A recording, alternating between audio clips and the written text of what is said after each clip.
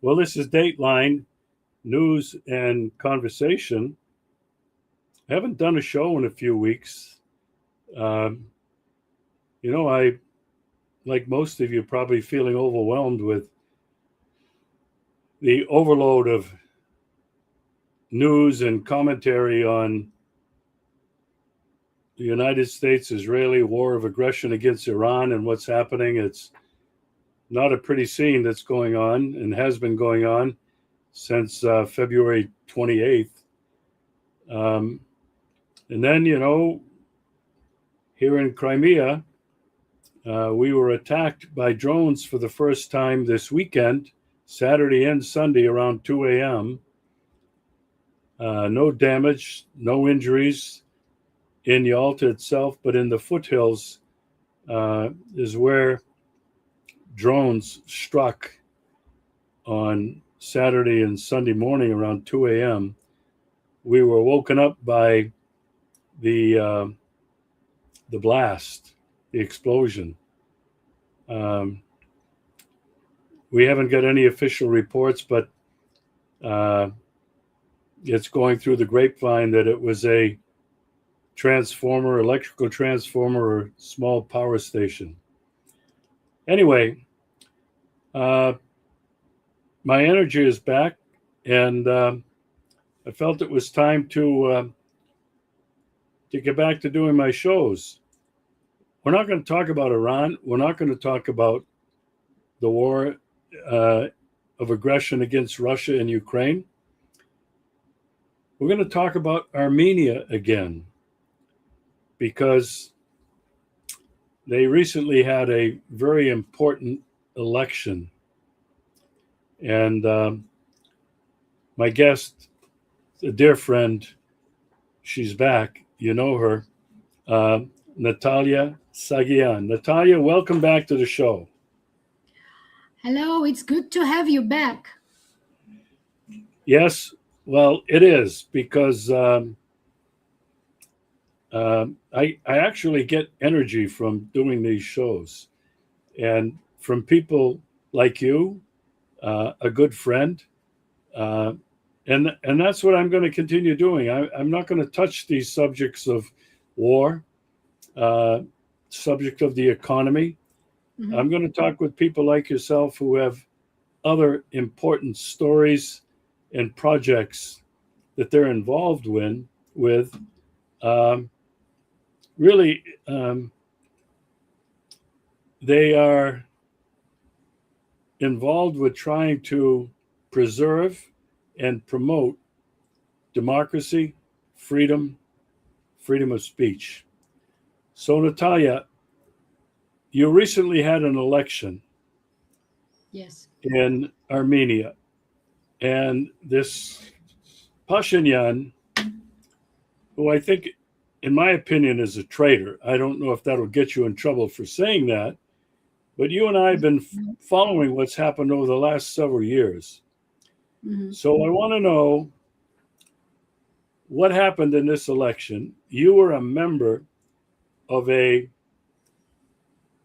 opposing party, and you personally were campaigning heavily to try to win a seat in the parliament.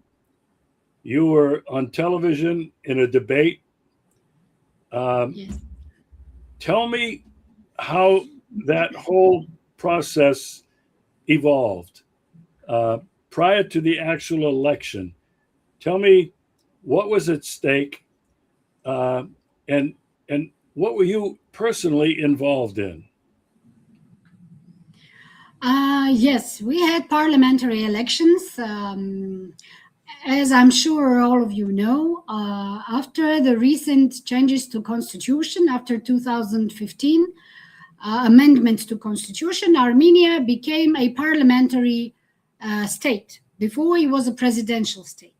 So now we elect only the parliament and members of the local governance authorities.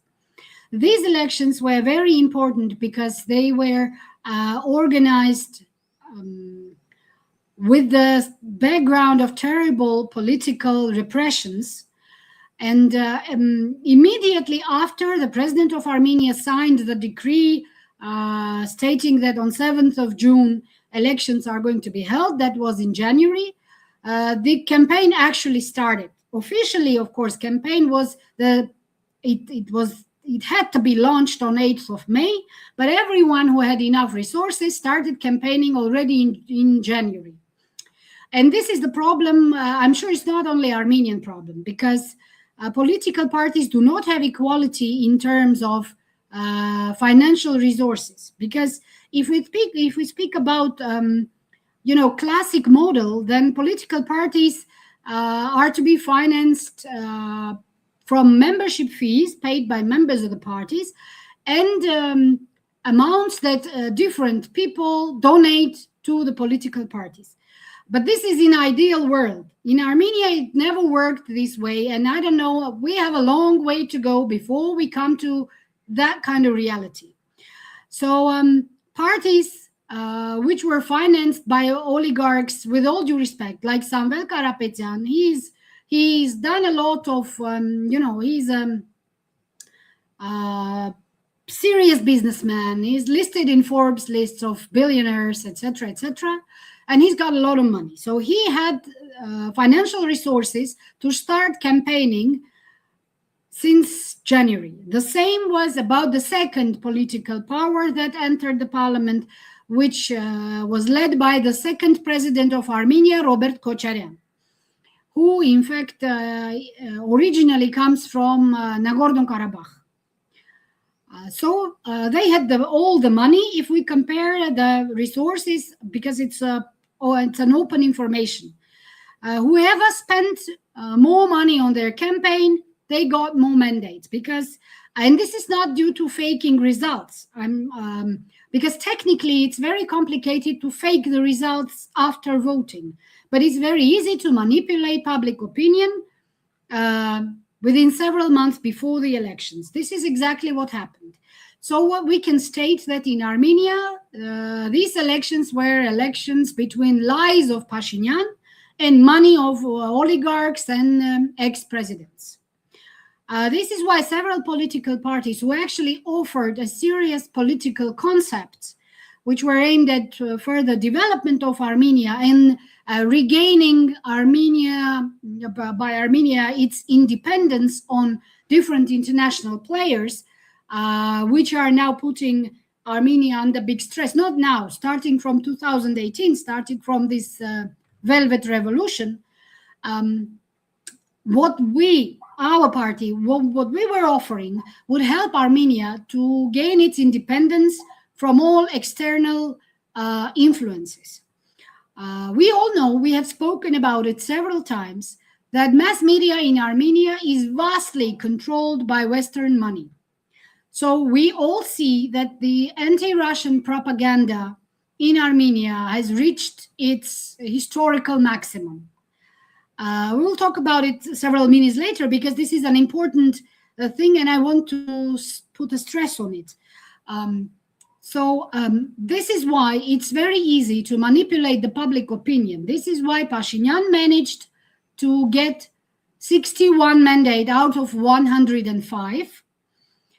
29 went to Samvel Karapetyan's political party, and the remaining 18 went to Robert Kocharyan's political party.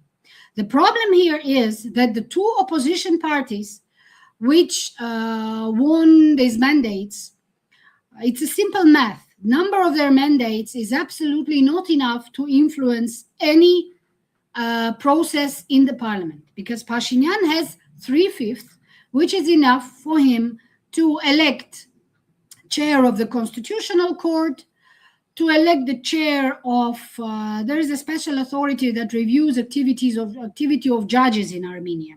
And that is, these two are supposed to be independent, but they're not, because obviously if Pashinyan's fraction in the parliament elects the chair of the Constitutional Court, we all know what that means. The same about this authority that oversees activity of judges.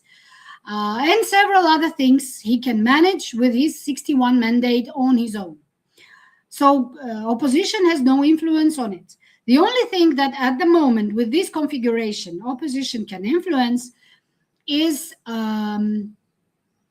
constitutional referendum in Armenia. Pashinyan will need 2/3, which is 67 mandates. So he's several mandates short to organize constitutional referendum on its own.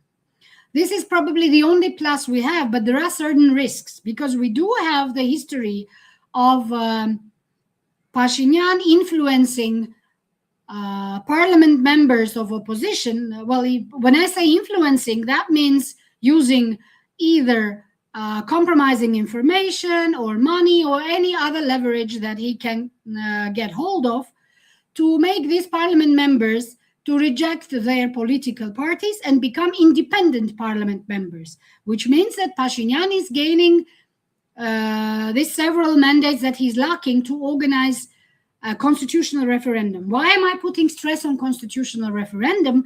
Because this is the major task that Azerbaijan is imposing on Armenia and making it a precondition to sign the peace agreement, the peace treaty that we are speaking about for I don't know how many years by now. And Azerbaijan is all the time finding different excuses for not signing it. But the major problem is that Azerbaijan says Constitution of Armenia contains clauses which are based on independence statement of Armenia, where Azerbaijan sees problems regarding its territorial integrity, which is not true at all. I do admit that there is a room for misperception of certain clauses in the Constitution of Armenia and in Declaration of Independence. But this Declaration of Independence, it was adopted in 1992, when geopolitical situation was totally different and Armenia was fighting for its independence from the Soviet Union. And this is why our constitution was supposed to be based on Declaration of Independence. That's very logical. So this is the task that Pashinyan has to fulfill before he manages to finally bring this peace treaty to the signing phase. But obviously, Azerbaijan is not interested in signing anything because Aliyev will then have a problem, internal problem, because until now he's managing to sell this information to his population that we are still at war with Armenia because peace treaty is not signed. This is why people should, wait a little longer. They all live in poverty because there is no peace, and all these talks that we all know how it happens. So the same situation is in fact in Armenia, because Pashinyan is trying to sell this concept of peace treaty to the population. And since people are afraid of war, because we have only just recently we have faced the terrible war of the 2020, and this is why Pashinyan still manages to harass his own population by a new possibility of new war with Azerbaijan. So his task is to organize this constitutional referendum, to make amendments to constitution, to erase any clauses that are related to Declaration of Independence, so that Azerbaijan can take a breath and understand that Armenia has no intention to attack Azerbaijan, which we never had such intention. We never declared such intention, never in these 36 years. So we are thinking that we're going to see this picture again in this parliament, when several parliament members from opposition parties will be forced to leave their parties and declare themselves as independent parliament members, so that Pashinyan can gain this few mandates that he has a shortage of to organize this constitutional referendum. What can I say? Well, it was a very interesting experience.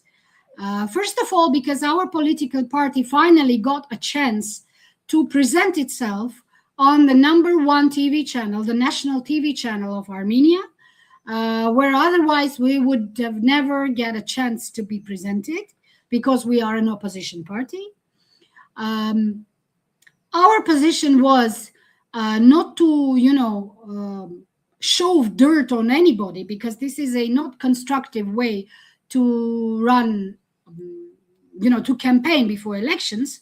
And what we were offering was a clear system of steps which Armenia needs to take. First of all, to secure its national interest by a national security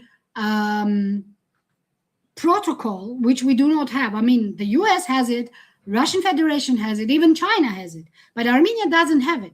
A national security doctrine, which will be it should be a major roadmap for any country to use as a, as a manual, and it will secure the government and the prime minister and the parliament from external influences, because obviously it's very hard to influence somebody who is tied with this national security doctrine. And people of Armenia would feel safer, because they will see that the national interest of Armenia is declared in this document, and it is not depending on a position of one person as it is now, because Pashinyan wakes up in the morning, decides that Russia is our enemy and not our ally anymore. By the end of the day, he says a totally different thing. First, he says that we are heading towards EU, and then he gets an invitation. He goes to visit Russia for whatever reason. He returns and he says that Russia is our ally, which makes Armenia a non-reliable and unpredictable party and partner for anybody else in the region and in the world. And it is obviously dangerous for us, considering everything that is evolving now in the region. And now let me just say one more thing about, as I already referred to, the control over mass media established by the West. Today we are witnessing a terrible thing in Armenia. It happened in Georgia, it happened in Ukraine, but in Armenia it's problematic because of our stigmatized past with Turkey. So the Western mass media sponsored by the West are intensively growing tension between Armenia and Russia, demonizing Russian Federation to create a public opinion, negative public opinion about Russia inside Armenia, to eventually create a situation when becoming a proxy of Turkey in this region will be the lesser damage for Armenia than remaining the ally of Russian Federation. I'm not sure if I'm making it clear, but the West is now intensely, covering what Armenia can get from making up with Turkey and getting good. Of course, we need to have good relations with our neighbors, but we need to take care about our national interest, not about the interest of the West, because obviously we will not see any NATO soldier here. If we refuse Russian Federation as the guarantee of our security, we will need to find another source of security in Armenia, because we're a small country and we're unable to provide our security all by ourselves. So we will need to find another umbrella. So this is what the West is doing. They are demonizing Russian Federation by all means, including falsification of historical facts and representing Russia as enemy of Armenia, as it has been, according to their narrative, for the last 300 years, that Russia betrayed Armenia all the time.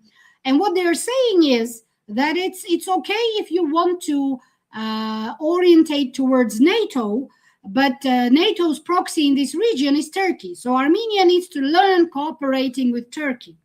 So they're pushing us towards Turkish embrace, which is obviously very unhealthy for Armenians having this problematic history with Turkey. But nobody in the West cares about it. What they want to do is they want to push Russia out of the region and make Armenia Turkish proxy in the region. And for last time I looked, they are succeeding with small steps, but they are succeeding. Wow, you covered a lot of territory, and you actually answered a number of questions that I had for you. The influence of the West, the United States, NATO. Um, I'm going to come back to the election because I have Yes. a number of questions I want to ask about that, and I want to talk about what you were doing as well. But you mentioned Turkey. I don't know if we've talked about this, but I knew nothing about the genocide that was committed by Turkey on the Armenian people. Why don't you tell our guests about that? I visited the museum in Yerevan on my last trip, and I was in tears. I had no idea about this. I never heard about it in the United States or anywhere else. So bring our audience up to date on that historical. We have to call it a genocide. Um, well, it was not called Turkey at that time. It was the Ottoman Empire. Um, and the genocide, well, the official date is 24th of April of 1915. So every year on the 24th of April, it's a remembrance day for all victims of genocide. Only Armenians were 1.5 million of victims of the genocide organized by the government of the Ottoman Empire. It didn't happen in 1915. It dragged on from 1905 to 1915. And our brothers of Greek origin, Yazidi, Kurdish, and Assyrian origin also suffered during this period. But since victims of Armenian origin constitute the largest number, 1.5 million, as I said already, and well, the Turkey presents it as casualties because people were replaced during the First World War, and because well, it was war, so certain people from certain populated areas were displaced to other regions, and they all died on the way, which is obviously a terrible manipulation of historical facts. And it is not only according to Armenian historians. Obviously, scholars of many other nationalities stated the fact of genocide. Even a very famous Norwegian scientist, Fridtjof Nansen, I think he's a famous, worldwide famous person. He wrote a book about genocide of Armenians, Greeks, Kurds, Yazidis, and Assyrians, and many other people in the Ottoman Empire. Not only him, different scholars from the United States, from United Kingdom. So it's not just Armenian version of history. And Turkey, modern Turkey, refuses to recognize the fact of genocide, even though over 50 countries recognized Armenian genocide at a state level, which means that the governments and parliaments of these countries recognized the fact of Armenian genocide. In France, they even adopted a law several years ago criminalizing the rejection of Armenian genocide. So if anybody in France makes a statement saying that no genocide happened, no genocide of Armenian people happened, the consequences will be of criminal law. So this is a historical fact. Turkey obviously refuses to recognize it. They say atrocities, they say tragic events, but genocide is not a tragic event. In fact, very recently, government of Israel, very recently, I mean like 3-4 weeks ago, government of Israel finally also recognized the fact of genocide of Armenians in the Ottoman Empire. I have to say, I mean, with all the sarcasm, that Israel struggled against recognizing it for a very long time, because they were allies with Turkey. And when you speak with Israelis, they always had this explanation that, we live in a hostile environment and Turkey is our ally. So we don't want to make statements that would worsen our relations with Turkey. I understand that. But when they make this statement like 3 weeks ago, when suddenly government of Israel recognizes the genocide of Armenians in Ottoman Empire, it looks very strange.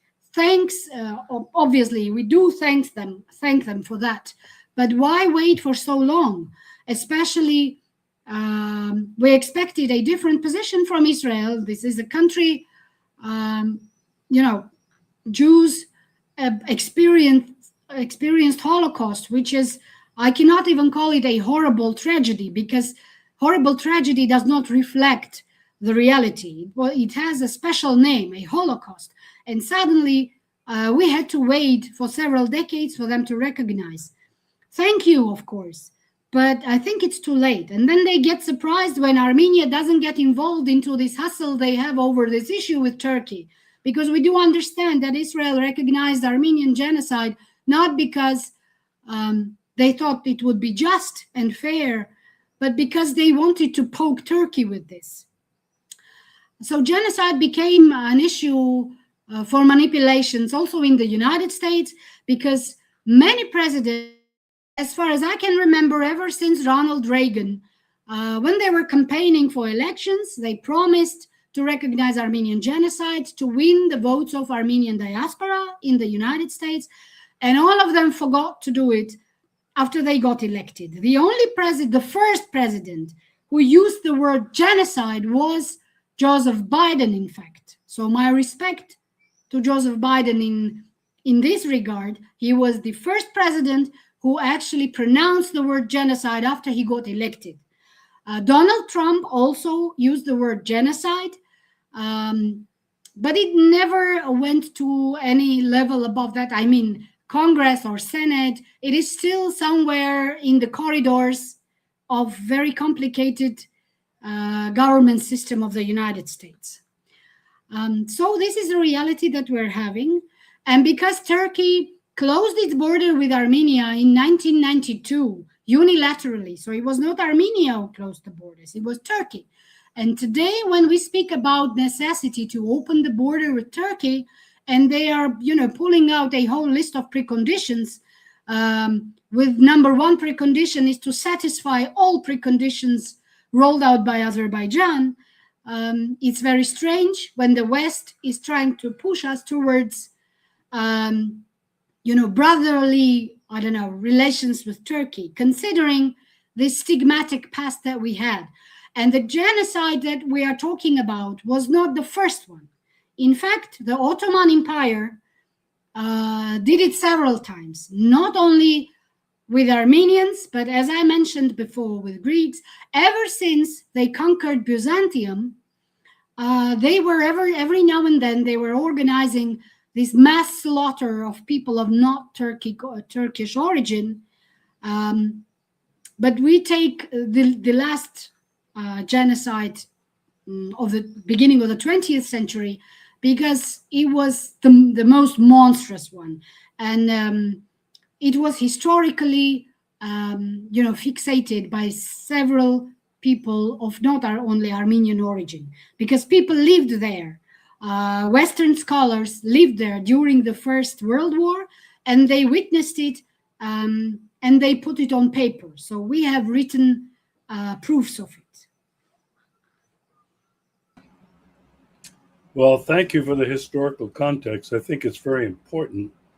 The United States has never really experienced these geopolitical shifts for centuries because of war, the changing of boundaries, which are still causing enormous problems today. The boundaries were created without considering ethnic and religious diversity. They just drew it up on the basis of power politics, is the only way I can describe it. I really appreciate that little historical perspective, because when it comes to Armenia, people in the United States just have no idea about what you just described. Now, you mentioned the Armenian diaspora. It's huge, even in the United States. Mhm. Now, I want to get back to the election. Two questions. Were there any challenges to the legitimacy of the election? Was it rigged? First question. Second of all, were the Armenian was the Armenian diaspora, were these people allowed to vote in this election? Two questions. Let's start from the last question because it's a shorter answer. The Armenian election code does not allow holders of Armenian passport to vote if they are outside Armenia on the day of elections. So they could only vote if they had Armenian passport and they were inside Armenia. Now we go to the first question because these two are interrelated. Several days before elections, the Western sponsored media, I'm always putting stress on it so that people understand that these things do not happen out of nowhere, started to spread information that two largest opposition parties, the one of Samvel Karapetyan and the one of Robert Kocheryan, are paying money to Armenian citizens living in Russia for them to come to Armenia and vote for Samvel Karapetyan or Robert Kocheryan on the date of elections. So after this information was dropped down to mass media, the prosecution of Republic of Armenia immediately issued appropriate warrants to stop people on the border, in the airport, and not only in the airport, also on the border with Georgia, people who live in Russia but decided to come to Armenia, even if they come just to visit. Probably these people did not even plan to participate in elections, but they hold Armenian passport and they're coming to Armenia like 2-3 days before elections. They were stopped at the border. They were carefully examined, questioned for hours, and some of them even were forced to make statements like, yes, we're coming to Armenia to vote for pro-Russian political parties.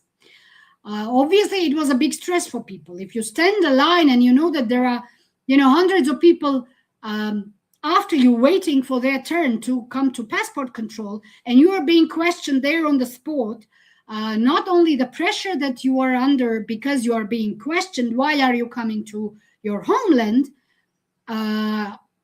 It was a very ugly situation. And several people were not allowed to vote because their passports were taken away from them for ridiculous reasons. Passports were returned to them without any problem, but on the next day of elections. This was the situation. As about election results, the fourth largest political party, Prosperous Armenia, the election threshold is 4%. If you get 4% of votes, you get elected to the parliament. The Prosperous Armenia party, led by a very famous in Armenia businessman, Gagik Tsarukyan, managed to collect 3.99%. Obviously, they did collect more. But, in Pashinyan's picture of this world, he needed to have only 3 parties in the parliament. And this is why this Prosperous Armenia party lacked, 0.01% of votes to collect the 4% and get into the parliament. Today, Gagik Tsarukyan is in custody. He was arrested several days ago in a very ugly manner. The special forces with National Security Agency forces, barged into his mansion, and he's a 70-year-old man. He was brought down to the floor, handcuffed, and dragged out of his house with somebody filming it on the phone so that they could, cut short videos and circulate it in mass media afterwards. He's a very respected person because he's an oligarch, he's a businessman. He created thousands of jobs in Armenia. But he's an oligarch, and he had the nerve to oppose Nicole Pashinyan, and this is the punishment that he received. Several businesses that he owned were nationalized within 72 hours without any court order. I mean, I do understand that if there is a judicial process and there is a court order, or I don't know, ruling of the court, with that after an investigation it was proven that an ex-businessman, I don't know, violated the law, didn't pay taxes, etc., etc. So he owes to pay a certain amount of money to the state. And this is why the state decides to nationalize certain businesses that belong to that businessman. I understand the process. But what happened today with Gagik Tsarukyan and his businesses? One very large, the largest in Armenia, Ararat cement factory, was nationalized within 72 hours. The multi-wellness center, which is a large sport complex, bringing a lot of money, was nationalized within 72 hours. A sports center, which is called Olimpavan, which is an Olympic committee sport base in Armenia, and all major competitions of Olympic grade are being held there because they have an Olympic grade swimming pool, Olympic grade basketball and volleyball fields, etc., etc. It was nationalized too, and several others are in the waiting list. These are the outcomes of elections in Armenia. So we cannot talk about democracy in Armenia. There is no democracy, obviously. This is what I can. I mean, there are no comments on that. I want to talk about outside interference and meddling. You and I have talked about the influence of the United States in your country for decades. 1994, I think it was, the American University was founded on that hill. It's a huge complex in the city of Yerevan. You can't miss it. So since 1994, thousands of Armenians have been educated there. Yes. These people now, for sure, are your politicians Yes. in various levels in various regions. They're your teachers and your professors in the schools, the universities. They're businessmen. This is enormous use of soft power, education, to change a society. We've talked about that before. I never realized how powerful it was until I saw this university and found out how long it had been there and what its effect has been on Armenia. But I think one of the most egregious, one of the most ostentatious examples of the United States meddling in another country's internal affairs and elections is what J.D. Vance and Donald Trump did just prior to the election. Yeah. Tell us about that. J.D. Vance came to Armenia like few days before, well, maybe 1 week before elections. But he stayed in Armenia only for 2 hours. He didn't even leave the airport. But the Western-sponsored media made an information event of it. They presented it as a great support of the United States for Nicole Pashinyan. But when Vance came to Armenia and stayed here only for 2 hours on his way to somewhere else, he only met with the Minister of Foreign Affairs. However, immediately after the Vance's visit to Armenia, very brief visit, we saw the statement of Donald Trump that he made on his social networks, that Donald Trump supports Nikol Pashinyan and how much he appreciates Nikol Pashinyan's activity in the field of, building democracy in Armenia, and how great the leader Nikol Pashinyan is. This is an obvious interference into the election process. Like, there's no doubt about it.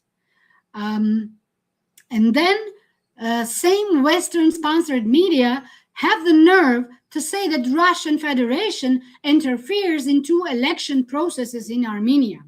And when we compare these two behavior patterns, we do see that they're beyond compare. We cannot even compare it, because the very reserved position that Russian Federation has, not only regarding elections in Armenia, regarding elections anywhere, Russian Federation never publicly makes statements before the election and during the election campaign, not to, create this misunderstanding or even a doubt, even a reasonable doubt that they want to influence anything.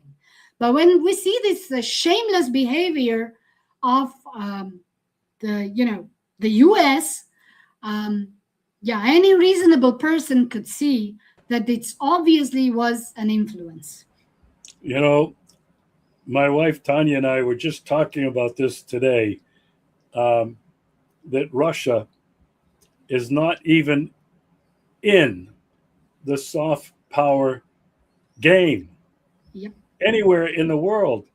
And especially, and this has a lot of people very concerned, including myself, Russia is not trying to influence directly, publicly, any of the former Soviet republics. Yeah. And there are observers inside of Russia, analysts, who are questioning, why has Russia not taken a stronger position in Armenia to keep it within its circle of influence? Because this is obviously a huge threat to Russia, to have NATO and Turkey controlling your country. The same thing can be said for Georgia. The same thing can be said for the Baltics. How Russia was not even involved in this. People talk about propaganda. They claim, Soviet Union was propaganda, ideological. But the Russian Federation has not even been in the game in the same league as the United States in terms of propaganda and soft power use all over the globe. I just wanted to emphasize that. And I think American people have no idea what this is about. You have to have come to Western and especially Eastern Europe, visit the former republics of the Soviet Union and Russia to realize, I've been saying this for like 10 years, Russia is not even in the information wars. Yeah. Forget it. And the United States of America has perfected this for a very long time. Let me ask you a couple of more questions. Has there been any challenge to the results of the election? Yes, the opposition, the two largest opposition parties and Prosperous Armenia presented a joint claim to the Constitutional Court of Armenia. This is the only way they could do it, putting under question the results of recalculation that they had. We had a recount in several election areas, hoping that Prosperous Armenia would, as a result, gain the 0.01% that they're missing to get into the parliament. But in the end, what the results showed only that Nikol Pashinyan's political party managed to get more votes as a result of this recount. So they presented a collective claim to the Constitutional Court, but it was all a farce. It was just a farce because the jury members, in Constitutional Court, there is a jury of judges. And so the hearing is being made by this jury of judges. There are, I don't know, 7 of them, I think. And obviously, with all in vain, with no result, because the Constitutional Court ruled to stick to the results, and that they see no problem, that even those variations that were recorded after the recount, they did not influence results of the elections to the degree that these results could be questioned. That's it. Okay. Now, so people can understand, how many, a two-part question, maybe multiple part, how many opposition parties are there? I think you've mentioned two majors. Yours is one. My good friend Haik Babukanyan is also involved in an opposition party. Yes. I don't even know if they were involved in this election. No. I don't know. I've heard it. I haven't heard anything. Wouldn't it have been better, more advisable, if these two major parties, including yours, which you didn't get enough votes, would somehow find common ground? They probably could have changed the result of the election. Am I wrong? It would be we as an opposition, and I say we at this context, I mean the opposition would obviously get more chances to defeat Pashinyan. When I say defeat, I mean to get more mandates in the parliament if we could all go to elections with one front. But objectively, it was not possible then, and it's not possible now, because political parties, which I mentioned, the two major political parties who had the financial resources to campaign all over Armenia and to have to order sociological reviews and present them in the proper manner, so that all these sociological researches, before the elections would show that this or that particular party has a chance to get this much votes or that much votes. They had all the financial resources. But Samvel Karapetyan and Robert Kocharian, they took the route of, personal combat against Nikol Pashinyan, which is, this road leads to nowhere. Because I think that elections should focus, the political struggle during campaigning before elections should focus on political concepts and not on personal vengeance, of people who they escalated this campaign to a level where it's him or us, which is a road that leads to nowhere. This is why they did not even have a chance to unite the opposition so that they could stand up against Pashinyan in one front. Because Samvel Karapetyan only sees himself as a prime minister. Robert Kocharian only sees himself as a prime minister. Because he's an ex-president and he will not agree to anything less than a prime minister. And the same is with Samvel Karapetyan, because he's a Forbes-listed billionaire. But both of them, they're not politicians. They do not have any political experience. Even though Robert Kocharian was a president for 10 years, starting from even more than 10 years, 12 years, starting from 1996 to 2008. But the world was different at that time.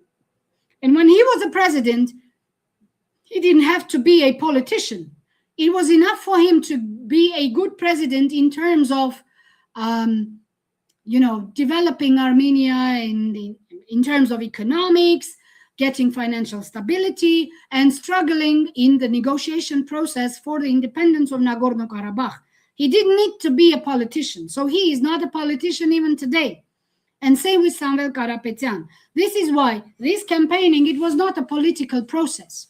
It was a process that Nikol Pashinyan, Samvel Karapetyan, and Robert Kocharian used as personal combat trying to, I don't know what they were trying to achieve, because obviously all the administrative resource and all the leverage that Pashinyan had, they had no chance to defeat him, with this separate campaigning. But if they managed to, if they managed before then to, I don't know, put their ego aside for a little and probably help other politicians, I mean, people who had political background, who had the experience of campaigning as politicians, help them to come to the front and lead this political struggle, probably the configuration in the parliament would be totally different today. Because many people in Armenia say, if we have to choose between Samvel Karapetyan, who is just a businessman, a person who has no political background, and Robert Kocharyan, who, yes, he did end up his term as a president with Armenia having the highest economic, numbers in the region, and we were stable as an economic-wise. Armenia had a very stable economics. We had stable financial system. We succeeded in negotiations for status of Nagorno-Karabakh, but we had no democracy because opposition political parties during Robert Kocharyan were crushed by baseball bats, literally, during presidency of Robert Kocharyan. In terms of democracy, he was not a good president at all.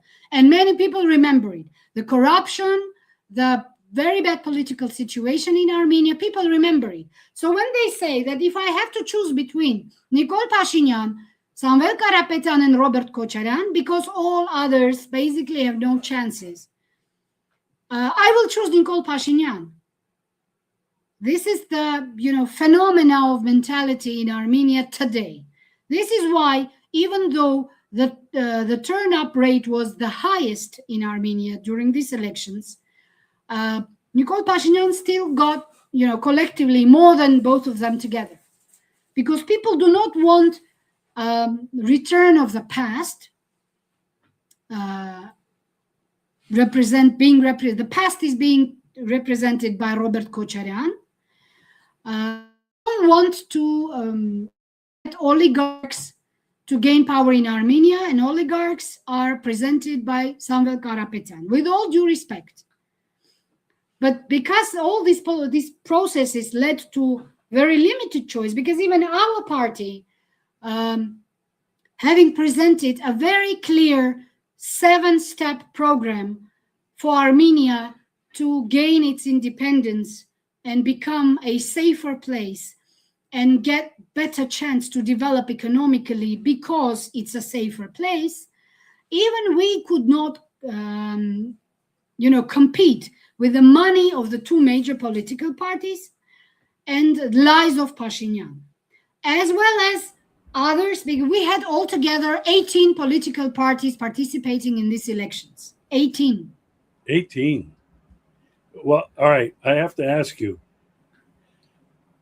what is your role in your party? And I'm the vice president. You're the vice president of the party. Yes. And you appeared on television in a debate. Yes. And it was great. You were great. I loved it. You don't look like a politician. You don't talk like a politician. I mean, you're a mom. You have 2 daughters. You have a husband. So how large is your party? We are represented in a local governments in 4 regions of Armenia as of now. We are planning to I'm stating this for people to see how spread we are. We're not very widely spread, but we are represented in 4 mostly populated regions of Armenia, in local governments bodies, municipalities, and other. In total, at the moment, we have over 5,400 members, which is a lot for Armenia. When I say members, I mean people who are regularly contacting us, participating in events that we organize. Well, not 5,000 altogether, but in different groups from different regions. When we visit them, people come to listen to what we have to offer. And when we organize events in Yerevan, some of them come from regions to attend. The problem that we are facing is that we rejected populism totally from our narratives. Because we've come to understand, as many other people in Armenia, that populism killed Armenia in 2018. Because this Velvet Revolution succeeded because of the populism and the propaganda. So what we reject totally in our political activity is populism. This is why I do not talk as a politician. And what we have decided to do during this campaign is only to tell the truth to the people. That Armenia is in a very bad situation. And even if Nikol Pashinyan does not manage to get 50 plus 1%, it will not be easy. And this is the truth that we were saying. But I do understand that population in Armenia, electorate in Armenia, it has been, brought to this apathic state when they do not want to hear the truth. They want to hear about future of Armenia inside the EU, about visa-free future for Armenia with the EU, which is a total lie. I mean, it's not even realistic. It's not even close to realistic. But people prefer to hear this because they saw horrible war. They saw loss of Nagorno-Karabakh. They saw terrible attitude of Nikol Pashinyan to people who were in the streets opposing Pashinyan, and how violently they were treated by special forces. We made a show about it. We did a show about it, how special forces of Armenian police and National Security Agency used this light and sound grenades against people in the streets. So they do not want to see this reality, and I understand why. But this is the only way to go through this, by telling the truth. We do not want to sell a fairy tale which is never going to become a reality.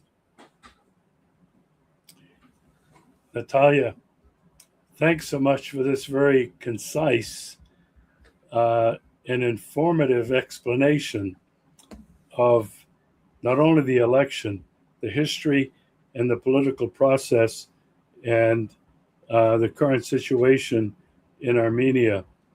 I know it's not going to move mountains, but all of the shows that we've done are at least informing more and more people about Armenia. Who is this country? What is this country? And you've done an outstanding job of presenting all of it. And I'm really so grateful to you to be my friend and to come on the show regularly to talk about what's happening in your country.